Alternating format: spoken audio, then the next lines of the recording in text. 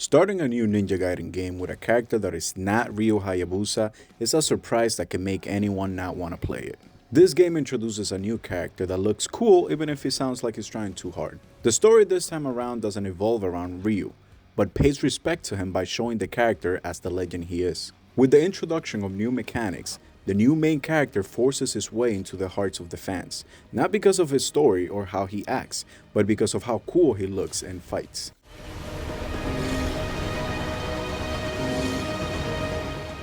The new protagonist is a member of the Raven clan, and his amazing design shows it.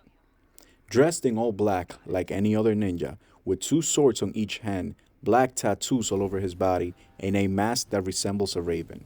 His body is covered in armor plate that looks futuristic yet simple. A ninja that gets a scarf that looks like a raven wing when he uses his powers is a nice touch. He is fast and shows absolutely no mercy in his fighting style, as any ninja should be. Although Yakumo's voice actor is good, the material he got is very dry. He sounds like a 15-year-old kid trying to be mysterious with his Sasuke wannabe voice. The character shows no interest in anything other than his mission, and you could say that that's why he's the prodigy of the Raven clan. It's not dead?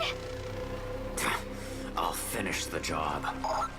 Present-day Tokyo started getting what seems like disruptive rain to normal people, but it's actually being caused by the Raven clan's dragon husk. Yakumo's mission is to find the priestess that has the husk, kill her, and destroy it to stop the rain that is rotting Tokyo.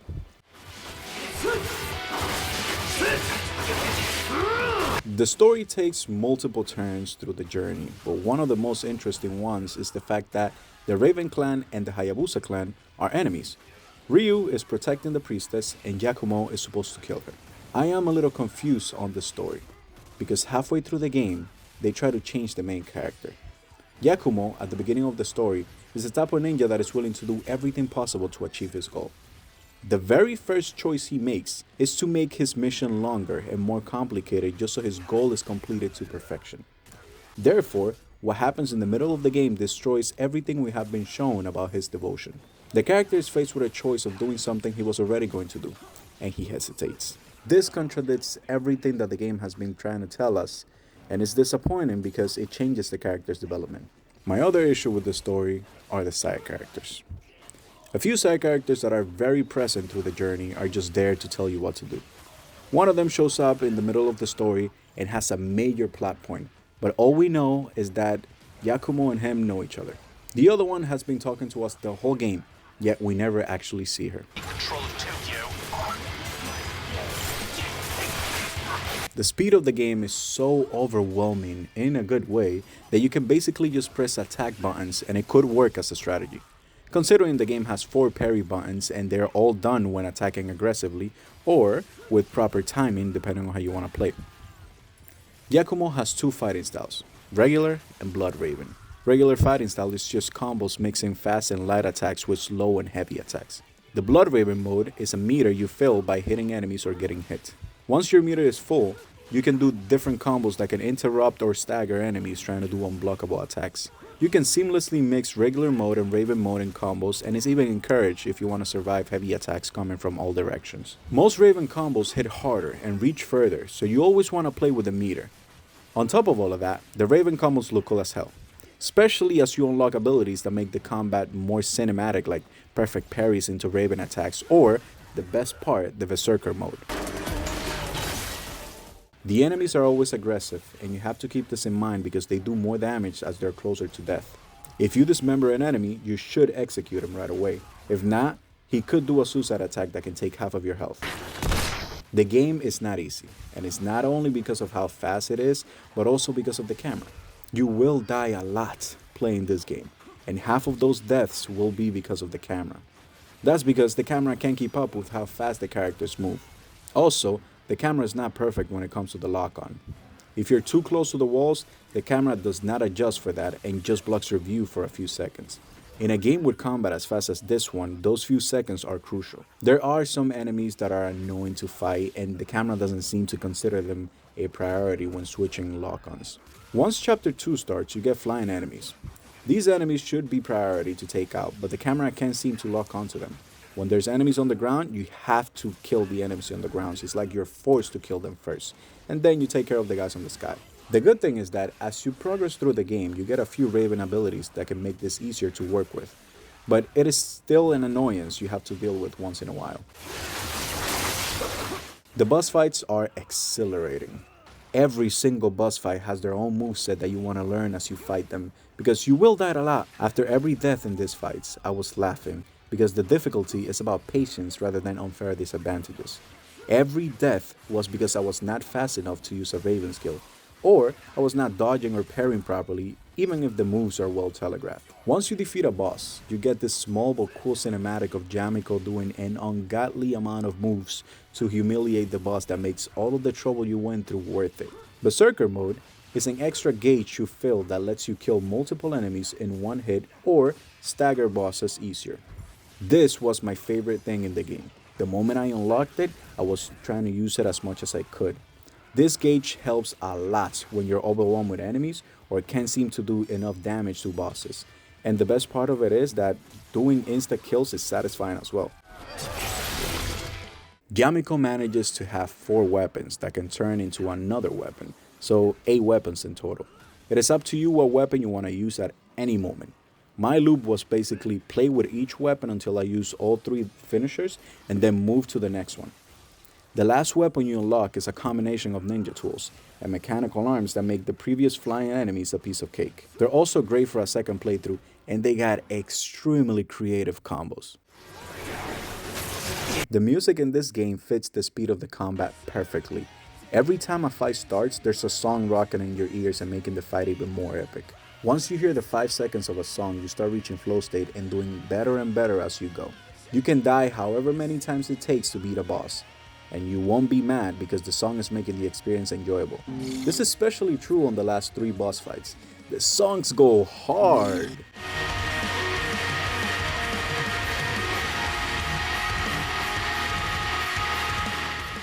The game has an extremely weird setting that works pretty well. A modern day Tokyo with a touch of futurism adds so much to the feel of the game, and then they add demonic monsters to the mix. At the beginning, you're running around on rooftops, passing mechanical equipment, nothing weird. Then rails start connecting buildings, nothing weird at all. And then trains start running on the rails in the sky. That is literally just the first chapter. I really loved how weird it gets after that. I especially had a laugh with the mission that had me surfing on the River of Souls, and then I ended up fighting a giant shark at a disco.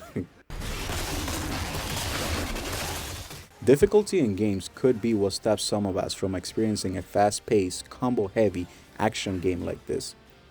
Thankfully, this game has difficulty settings. Hero is easy, normal is normal, hard is really hard, and then for the really hardcore players that want to beat their leaderboard, you have Master Ninja. If you're playing anything past normal, congrats and good luck, honestly. Normally, I would recommend playing on normal, but even on normal, this game can be pretty difficult. If you play on hero mode, you can make the game basically play for you if you want to.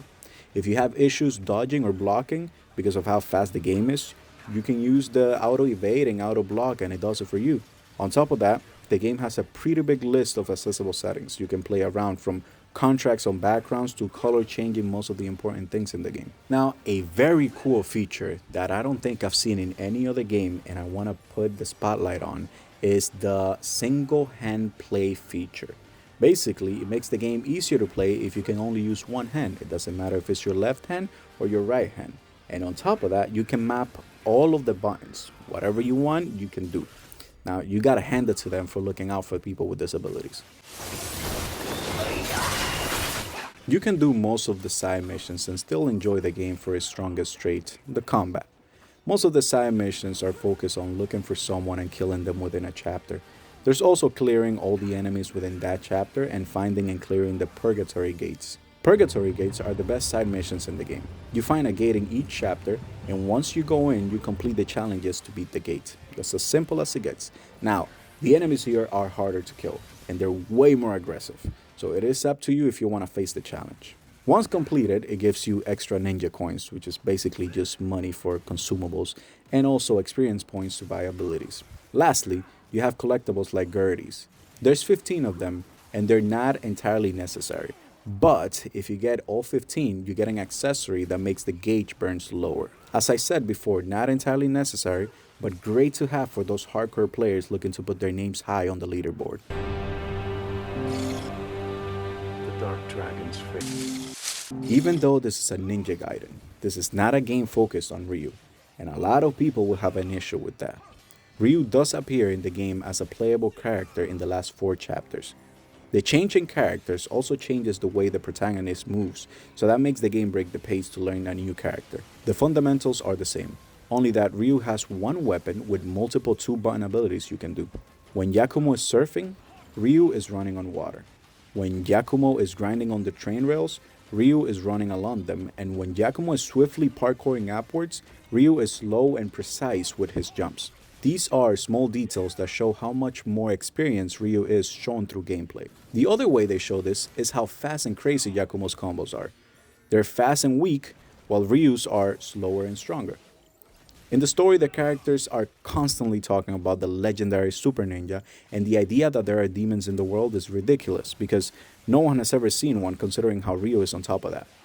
Lastly, when you finish the game, you can play all 19 missions as Ryu. There wasn't a moment during the game that I thought they disrespected the main protagonist of the Ninja Gaiden games, and for that, I am more satisfied and respect the new main character even more.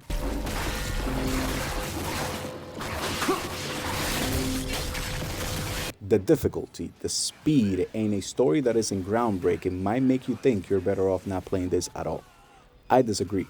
This game should be played by fans of Ninja Gaiden and newcomers. A new protagonist is the perfect start, and Ryu getting his flowers is something the fans will appreciate. The accessibility options making the game easier or better to play is also a point to consider, and even though the story has its downfalls at the climax, the conclusion is satisfying to the point you want to see more of the world and the new protagonist.